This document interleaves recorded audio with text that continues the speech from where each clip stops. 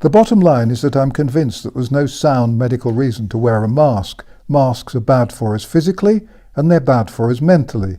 If you look at the risk-benefit ratio, then the risks are far greater than the benefits. The only reason for our being forced to wear masks is to oppress us, to frighten us, and to turn us into pathetic slaves of the beast. If you wear a mask, then they own your body, your mind, and your soul. That's it. Game over. And now that they've made mask wearing compulsory, when will they ever reverse the law? What do you think? 3 months? 9 months? 12 months? The correct answer, in case you're interested, is probably never. They've said that we will have to wear masks in shops until the vaccine is ready, and that could be 5, 10 or 15 years or longer. This is going to be the new abnormal. How many people will be killed by wearing masks in the next 12 months? Your guess is as good as mine, and almost certainly better than that of any politician. A friend of mine who suffers from anxiety intends to tell shopkeepers that wearing a mask gives her a panic and a fainting attack, and would they please make sure they have someone trained in first aid to follow her around their shop. Those with respiratory and heart disorders fear that if they don't conform and wear masks, they might be subjected to abuse from mask-wearing zombies. The utterly loathsome Hancock, the UK's Minister of Gibberish, says that shop staff should call the police if a customer isn't wearing a mask. If they don't, then another busybody customer will probably do the snitching for them. To me, it all seems part of the plan to smash society and create distrust. And of course the mask wearing will help to destroy shops, so that we do all our shopping online. Hancock is, to me, like the appalling Macron in France, living proof of the validity of the Peter principle, that members of a hierarchy are promoted until they reach the level at which they are no longer competent. Come to think of it, that's true of Johnson too. Shame on the Conservative Party. Let's have a general election and dump these evil bastards onto the political scrap heap. Compared to Boris Johnson, the pathetic and utterly woeful Theresa May was a beacon of strength, probity and wisdom. I can't believe I said that, but it does show the level of contempt I have for Johnson. It's now clear that the Buffoon Act wasn't an act. He is a buffoon, clearly as under-endowed in the brain department as you can imagine.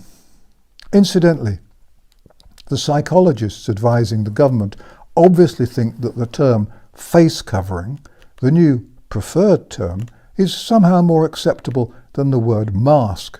Or maybe their contempt for us is so complete that they think we won't notice that there's something of a similarity between an item called a face mask, which covers the lower half of the face, and something quite different called a face covering, which covers the lower half of the face. Boris, you crooked, ignorant, deceitful, two-faced, cheating, betraying bastard, we would know they were masks if the PSYOPs specialists suggested you call them lemon meringue pies. Alternatively, it's impossible, of course, to deny that masks are part of some satanic ritual, along with the constant hand-washing, the social distancing, and the house arrests. When we've got through this war and won the conflict against our own governments, we will never forget or forgive Boris Johnson's perfidy or his government's total betrayal of the voters. Johnson will join Blair as a candidate for the War Crimes Tribunal. The terrible thing is that many people have already fallen for the nonsense. The other day I drove to a local supermarket. I spotted a few people wearing masks. From their eyes, half of them looked arrogant and very well pleased with themselves, as though they'd just been given a gold star or appointed milk monitor for the whole term. The other mask wearers looked terrified, as though they were expecting to be dead before they reached the safety of the checkout. Outside the supermarket I saw several people wearing masks, a young couple with a 4 or 5-year-old all wearing masks, a pair of teenagers wearing masks, a few middle-aged folk masked up, and a couple of old ladies in masks they'd obviously made for themselves, bless them. Oddly enough, I didn't see any elderly men wearing masks. I don't know why. The town looked so sad. Apart from the supermarket, the only shops open were 2 nail parlours, both empty, an ironmonger, I was the only customer there, and a charity shop. Everything else was closed, probably permanently.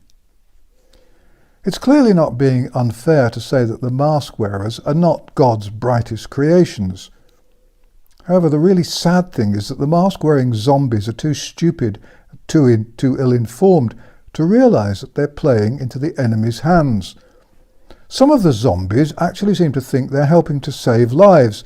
If you try to tell them about the dangers of mask wearing, they'll point out that surgeons wear masks in the operating theatre, as though this had any relevance. What they don't realise is that surgeons wear masks to stop bits of saliva ending up in the wound.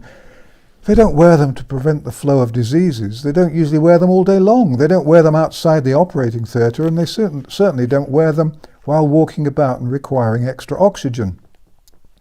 How can there be people who don't realise that in wearing masks they're aiding and abetting the thieving criminals who are stealing our freedom and our future? Anyone who wears a mask is a spineless and moronic collaborator, helping the worst people this world has ever seen.